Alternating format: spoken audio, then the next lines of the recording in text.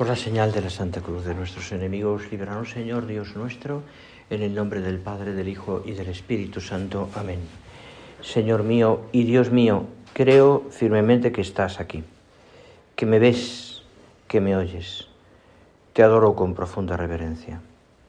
Te pido perdón de mis pecados y gracia para hacer con fruto este rato de oración. Madre mía Inmaculada, San José, mi Padre y Señor, Ángel de mi guarda, interceded por mí. Es una buena manera de empezar aquí otra vez en el Levante. Después de 42 años de ausencia en estas tierras, aquí estuve durante 6 meses haciendo la mili, sirviendo a la patria. Y bueno, volver otra vez, como quien dice, a casa, o cerca de casa, pues siempre es muy agradable. Y después de tanto el periplo, ¿no?, por tantos sitios distintos, volver otra vez al carácter y a la manera de ser de aquí, pues la verdad es que me apetecía mucho. Vamos a empezar nuestra oración. Comenzamos hoy este retiro de septiembre, comenzando el mes, dispuestos también a esta recomienzo de la labor, si se puede decir así, ¿no? Si se puede decir de volver otra vez a afrontar, ¿no?, pues un curso, un nuevo curso, con todo lo que lleva el curso, etcétera, ¿no? De alguna manera lo hacemos siempre al principio de año, pero la calidad escolar o profesional nos lleva a esto, ¿no? Y lo hacemos, yo creo que vienen muy bien los temas del retiro de hoy, porque son temas nucleares que nos pueden ayudar a fundamentar algo que es tan importante como es nuestra vida de oración. Nuestra vida de oración. Todo el, digamos, los temas del retiro, aunque habrá un tema que quedará para tarde, para que cada uno lo piense, pues están muy dedicados, muy centrados en ese tema, ¿no? Es decir, la oración de Jesús, ese es el tema, la oración de Jesús. Y al mirar la oración de Jesús, pues evidentemente pensamos en nuestra oración personal, en lo que tú y yo todos los días hablamos con el Señor. Y en concreto, quiero centrarme en este rato de oración, tomando pie también de lo que hoy, en este domingo 23 del tiempo ordinario, pues escucharemos en estas palabras también que son preciosas del libro de la sabiduría. En el capítulo 9, primera lectura, dice así: ¿qué hombre conocerá el designio de Dios? ¿O quién se imaginará lo que el Señor quiere? El libro de la sabiduría siempre es muy sugerente. Si uno lo coge con detenimiento y con recogimiento, que también es un poquito al tema por ahí, pues le hace pensar mucho. Le hace pues profundizar mucho en la vida personal y sobre todo en el trato con Dios, ¿no? Es decir, Dios y nosotros. Y sigue diciendo: los pensamientos de los mortales son frágiles e inseguros nuestros razonamientos, porque el cuerpo mortal oprime el alma, y esta tienda terrena abruma la mente pensativa. Si apenas vislumbramos lo que hay sobre la tierra y con fatiga descubrimos lo que está a nuestro alcance, se pregunta: ¿quién rastreará lo que está en el cielo? Viene a la cabeza aquellas palabras de San Pablo, ¿verdad? Mi ojo yo, mi oído yo, etc. ¿Quién conocerá tus designios si tú no le das sabiduría y le envías tu Santo Espíritu desde lo alto? Así se enderezarán las sendas de los terrestres. Los hombres aprendieron lo que te agrada y se salvaron por la sabiduría. La sabiduría, la verdad, la bondad, la belleza, ¿no? Todo esto está unido a todo ese gran tema, ¿no? Que podemos darle muchas vueltas. Pero, es decir, fijaros, que contraste entre lo terreno y lo divino. Entre nuestra vida en la tierra, evidentemente tenemos los pies en la tierra y queremos que las cosas del mundo son las nuestras, porque ese es nuestro lugar, ahí estamos, esa es nuestra vida. Queremos que las cosas del mundo nos llenen, pero al mismo tiempo la cabeza en el cielo. El hombre que no deja de ser sobrenatural y por tanto hombre de oración. hombre de oración. ¿Quién rastreará lo que está en el cielo? Envía, Señor, tu Espíritu de lo alto. La sabiduría. La sabiduría. El ejemplo del Señor es evidente y nos va, como la Sagrada Escritura, y hablando continuamente de cómo el Señor tiene un contacto, es Dios, o sea, pero es un Dios, por tanto, la unión hipostática, o sea, por tanto, el Señor tiene una visión divina continua, evidentemente, pero como el Señor sí que como Jesucristo, como se necesita estar siempre en contacto con el Padre. Y entonces, su vida de oración, reiteradamente en la Sagrada Escritura, en el Evangelio, vamos viendo cómo el Señor se retira, sube al monte, pasa la noche de oración, hace aquella oración profunda en Getsemaní. A raíz de la palabra de Dios y especialmente de los salmos, el Señor va cogiendo esos textos, los va meditando y los repite porque son fruto de su oración y son lo que fundamenta también ese espíritu del Señor, ese contacto con Dios, contacto con su Padre. Pero fijaros que no deja de decir, y quizás porque no deja de ser importante, que el Señor se retiraba. Lo hacemos esta mañana. Lo hacemos habitualmente cada año. Necesitamos esos ratos de oración, ese retirarnos aunque sea brevemente, aunque sea unos días, porque evidentemente el mundo nos coge la cabeza y nos coge el trabajo y muchas cosas. Pero no deja de ser real que dentro de ese trabajo o miles de cosas que tenemos, no deja de ser real y no deja de ser importante que tengamos también interiormente un recogimiento, una vida de oración, donde descubramos y apreciemos en todo su sabor las cosas divinas. Dios, ¿sabes? Que necesitamos las cosas divinas, las cosas de Dios. Esto es un don de Dios que el hombre puede practicar, evidentemente, a través de su vida de oración, de ese recogimiento, de ese acercarse al Señor, de ese retirarse a lugares solitarios, como dice San Lucas, donde en la oración y el recogimiento exterior e interior el Señor vela, hace oración.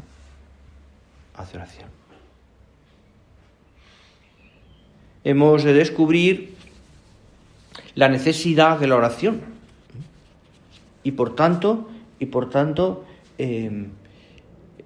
una necesidad que no se cifra, no se basa, no se manifiesta solo, quiero decir, en unos ratos de oración todos los días, que hacemos muy a gusto, aunque a veces tengamos que hacer corriendo, o en un coche, o se sabe dónde. Pero que procuramos cuidar, ¿verdad? Pero hemos de descubrir esa necesidad de la vida de oración. Pero fijaros, ¿dónde empieza esa vida de oración? ¿Cuál es el punto de arranque? Evidentemente no hay necesidad. El hombre está hecho para Dios.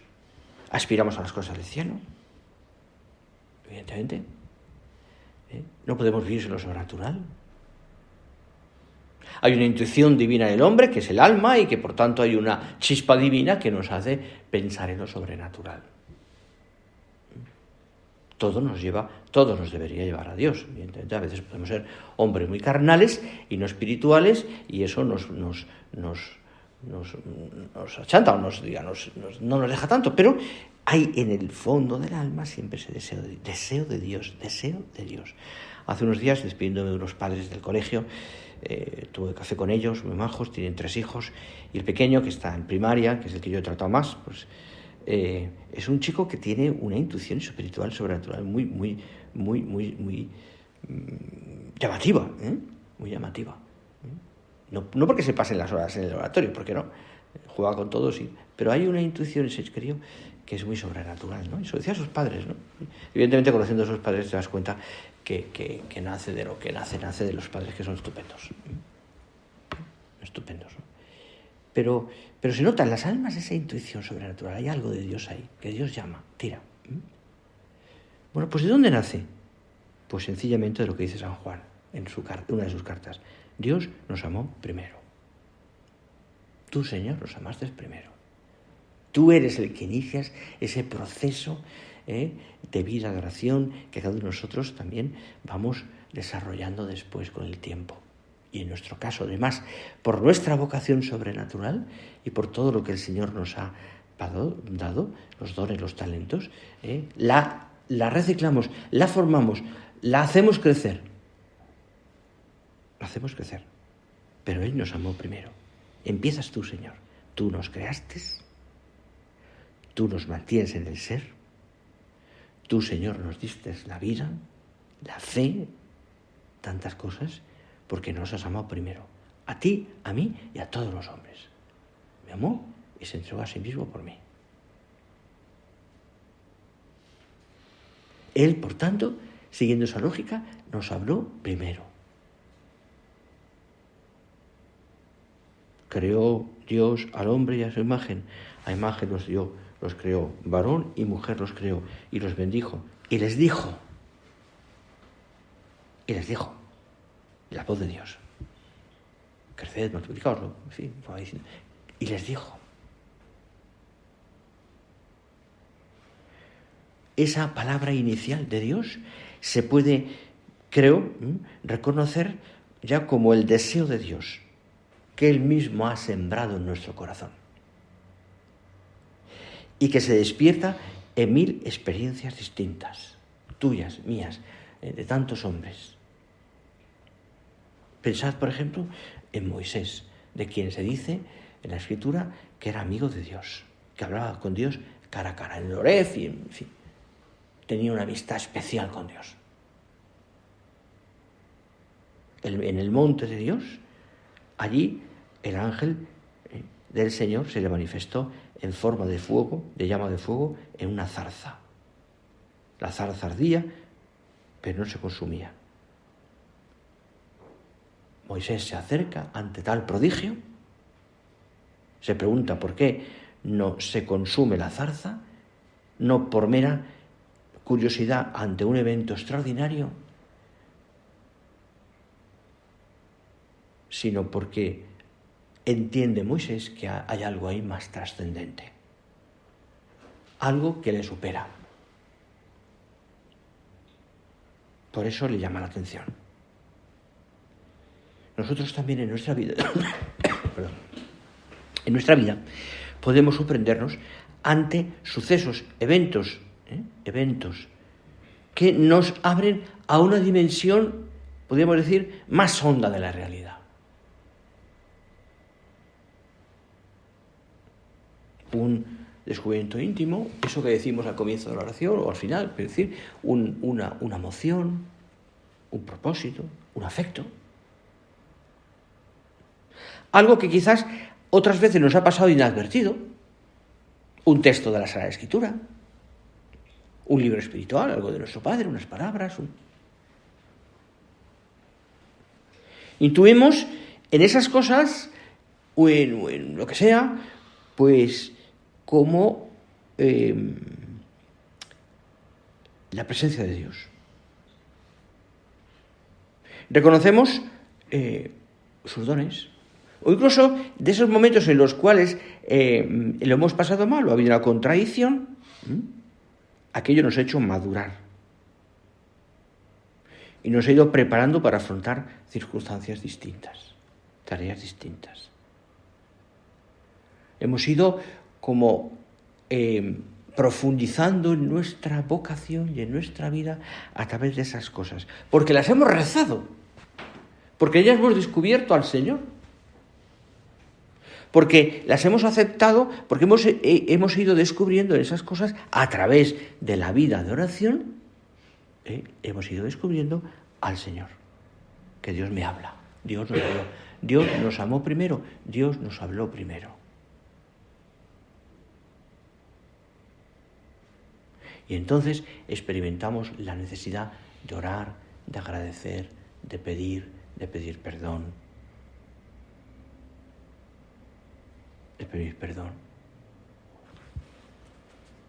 Y la reacción nuestra depende también de nuestro talante y del temple que tengamos, pues es de una manera u otra. O nos rebelamos, o lo aceptamos, o decimos como el Señor en Getsemaní, no se haga mi voluntad, Señor, sino la tuya, aunque eso no deje de costarnos, no deje de costarnos.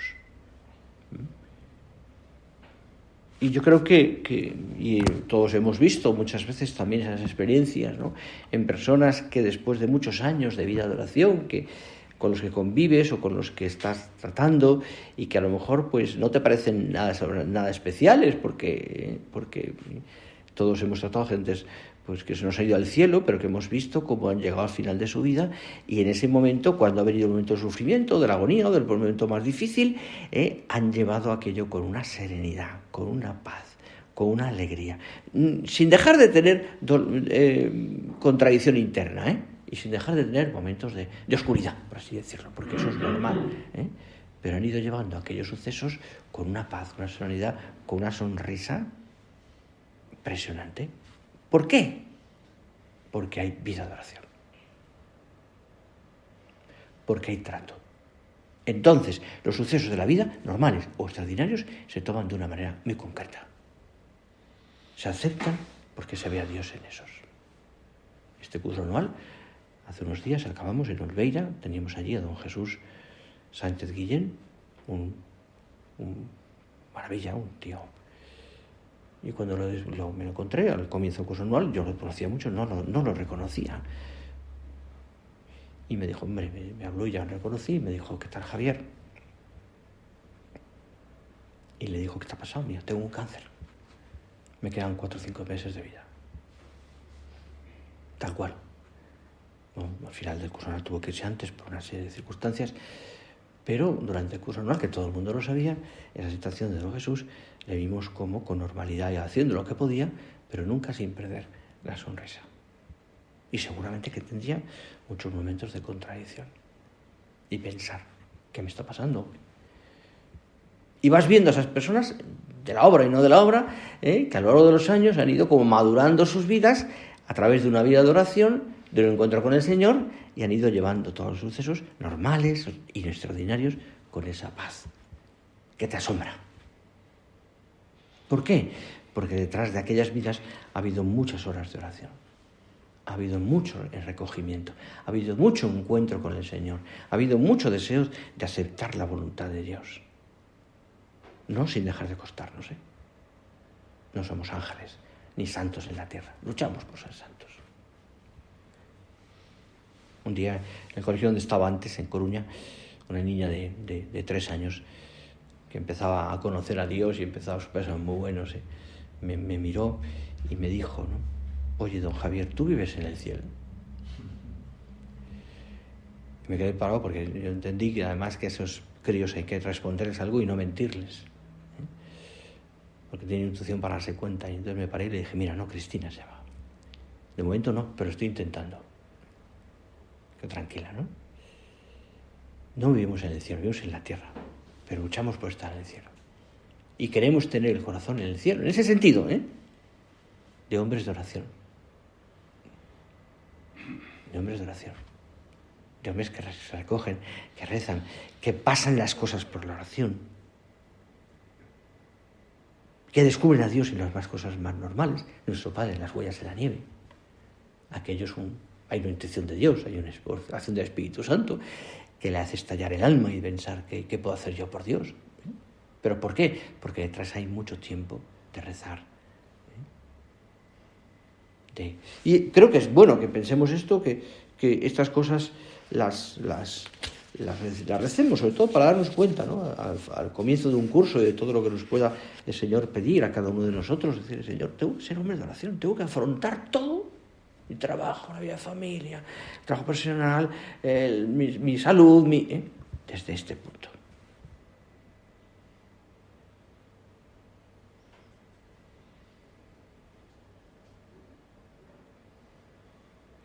Moisés descubre la zarza ardiendo, se queda asombrado, descubre al Señor ahí. Y le dice el Señor, quítate las sandalias, estás ante una tierra sagrada.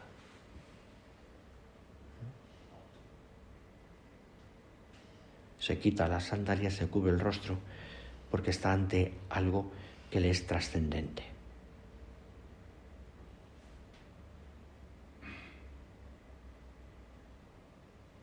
Que le es trascendente. Es algo que también nosotros podemos hacer. Cuando nos ponemos delante del Señor en el sagrario, como lo hacemos ahora, y tenemos una actitud de adoración y de oración. Decía Benedicto XVI en una adoración, adoración al Santísimo, decía aquí, en la hostia consagrada, yo creo que esto fue en la jornada mundial, una de las jornadas mundiales de la juventud, dice aquí en la hostia consagrada, Él está entre nosotros, ante nosotros y entre nosotros. Como entonces se oculta misteriosamente en un santo silencio y como entonces desvela precisamente así el verdadero rostro de Dios. Para nosotros se ha hecho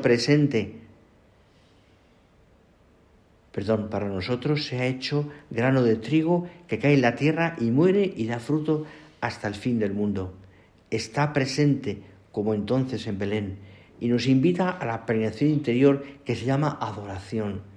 Pongámonos ahora en camino para esta peregrinación y pidámosle a Él que nos guíe. Habla de Belén aquí porque recuerdo, esto fue en la Jornada Mundial de la Juventud en Colonia, que se hablaba de los Reyes Magos allí enterrados, ¿no? Pues por eso y de hecho el lema era venid adoremos, quiero recordar. Está presente entonces como Belén. La adoración de los Reyes Magos lo tomó como lema el Papa, pues para también hablar de esta adoración nuestra.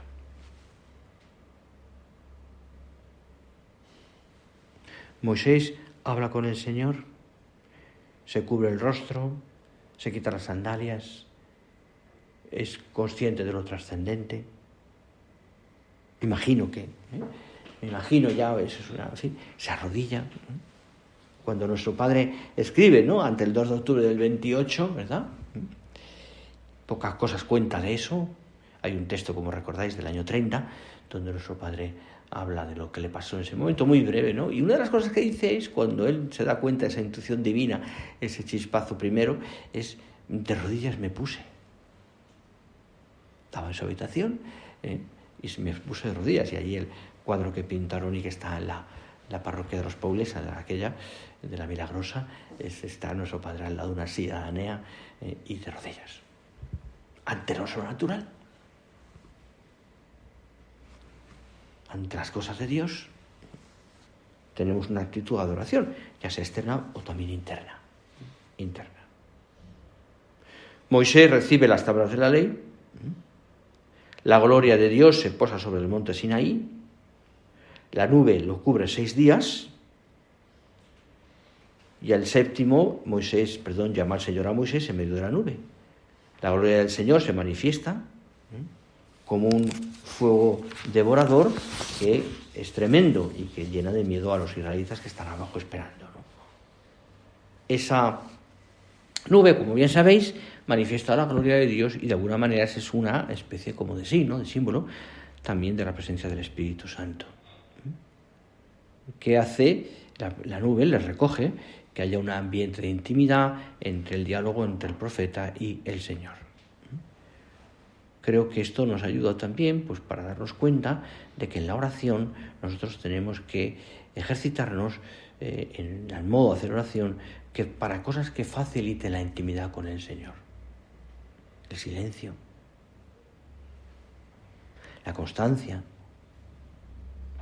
es ejercitarnos en la disciplina de la escucha del Señor, centrar nuestra atención, nuestros ojos, nuestra mirada, si queréis, también en el sagrario, olvidar cosas que a lo mejor nos puedan distraer en ese momento, tipo móvil, tipo otras cosas.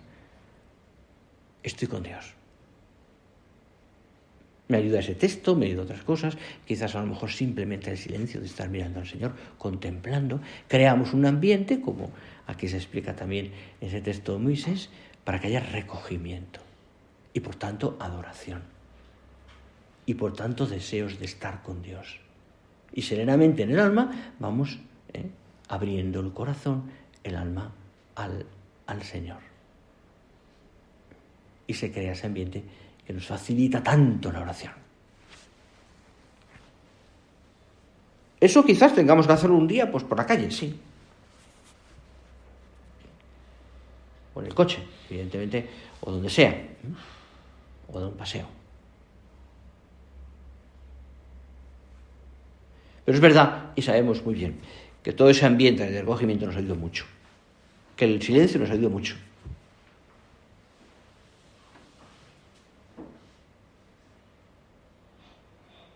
Necesitaríamos como una especie, yo diría, y no me pasa a mí, yo creo que también nos puede pasar a vosotros, una especie de conversión al silencio. Que no es solamente un mero callar, ¿Te acuerdas, nuestro padre, lo que decía del silencio? El silencio es el portero de la vida interior.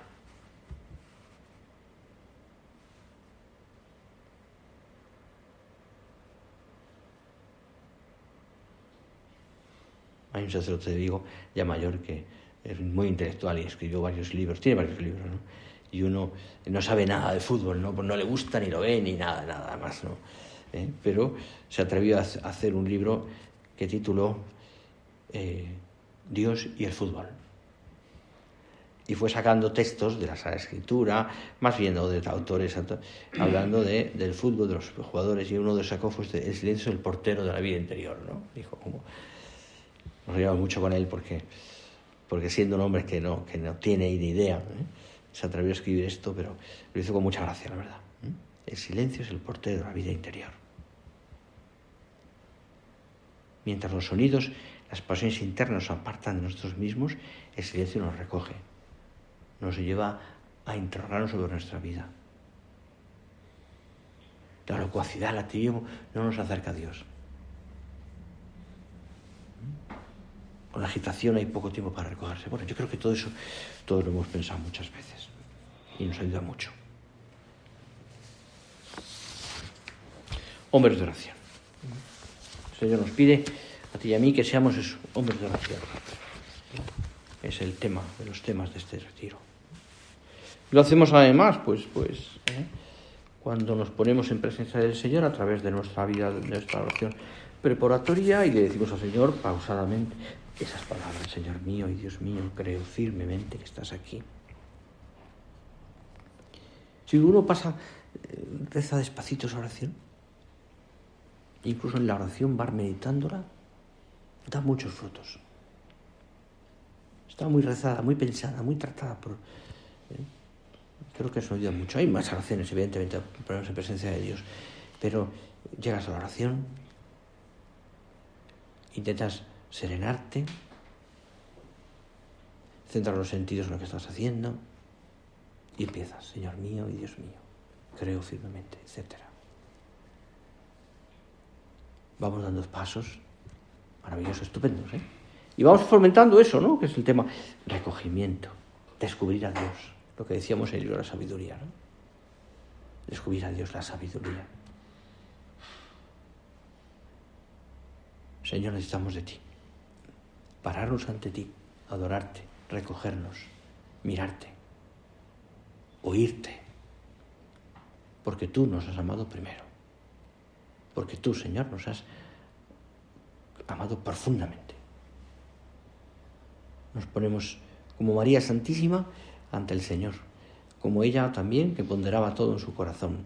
Lo hacemos con el corazón, es buena esa oración del corazón, para que ella también nos ayude a ser como ella fue aquí, y entonces estemos hombres contemplativos.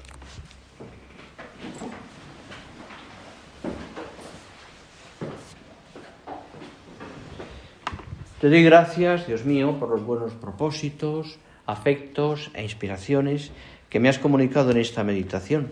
Te pido ayuda para ponerlos por obra, Madre mía Inmaculada. San José, mi Padre y Señor, Ángel de mi guarda, interceded por mí.